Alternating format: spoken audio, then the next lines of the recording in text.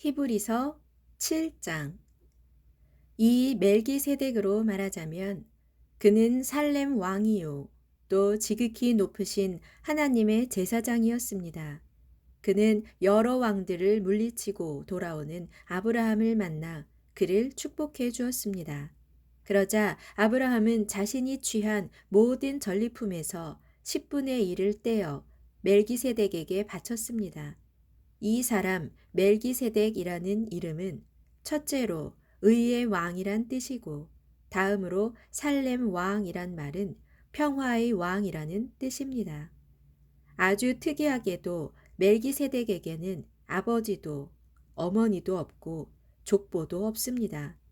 또한 태어난 날도 없고 죽은 날도 없어서 마치 하나님의 아들과 마찬가지로 항상 제사장으로 있는 자입니다.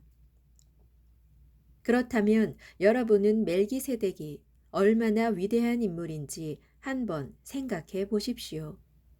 족장 아브라함조차도 모든 전리품 가운데 가장 좋은 것들로 골라 10분의 1을 그에게 바쳤습니다.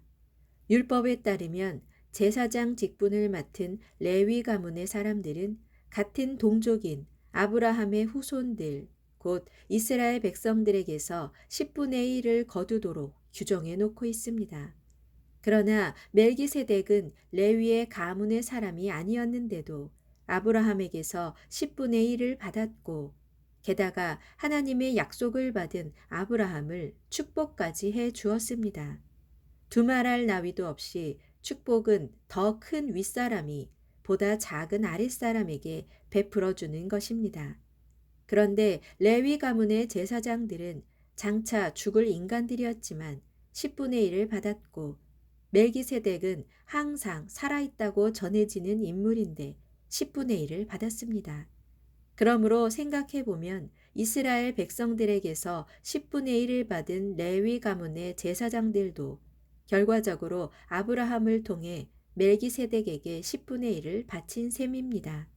그런 까닭은 멜기세덱이 아브라함을 만났을 당시 레위는 아직 태어나지도 않은 채 자기 조상 아브라함의 허리에 있었기 때문입니다.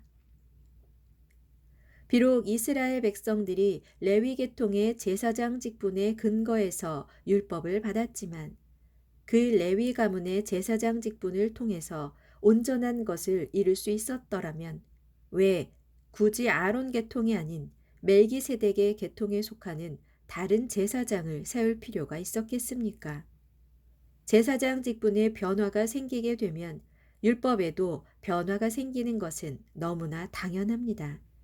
지금까지 우리가 말한 그 다른 제사장, 곧 멜기세덱의 계통에 따른 새로운 제사장으로 세움받은 분은 레위 지파가 아니라 다른 지파에 속했는데 그 지파에 속한 사람으로서는 지금까지 아무도 하나님의 제단에서 제사장의 일을 감당한 사람이 없습니다.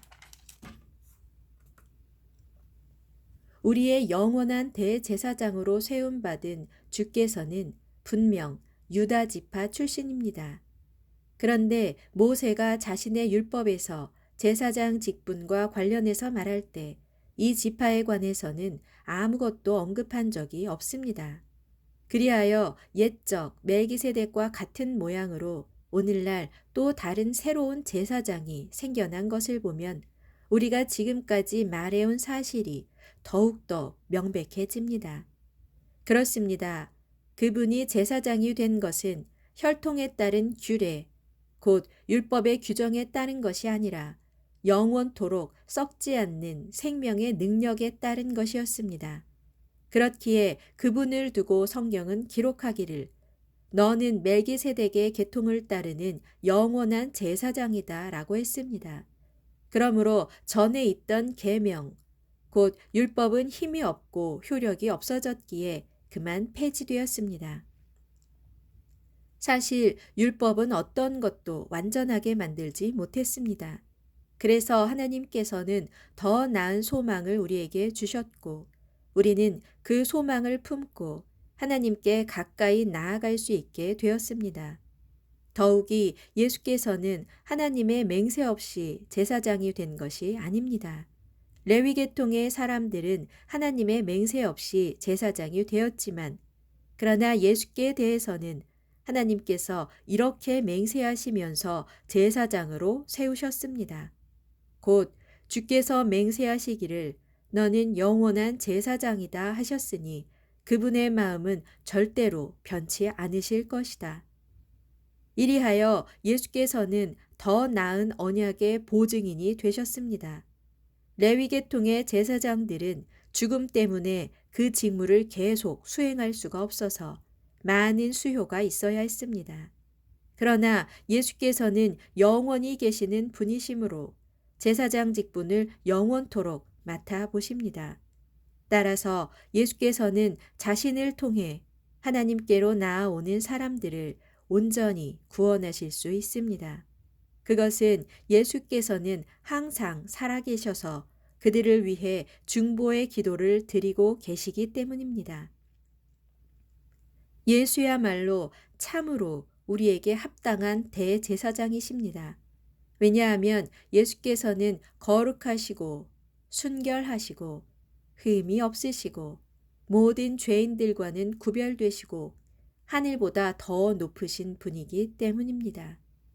지금까지 다른 제사장들은 먼저 자기 죄를 위해 제사드리고 그 다음에 백성들의 죄를 위해 제사드리는 일을 날마다 해야 했습니다. 그러나 그들과는 달리 예수께서는 그렇게 하실 필요가 전혀 없습니다. 왜냐하면 그분은 자기 자신을 몸소 제단에 바치심으로써 단 한 번에 그 모든 일을 온전히 이루셨기 때문입니다. 이처럼 율법은 약점을 지닌 연약한 사람들을 대제사장으로 세워왔지만 율법 후에 주어진 하나님의 맹세의 말씀은 영원토록 완전하게 되신 아들을 대제사장으로 세웠습니다.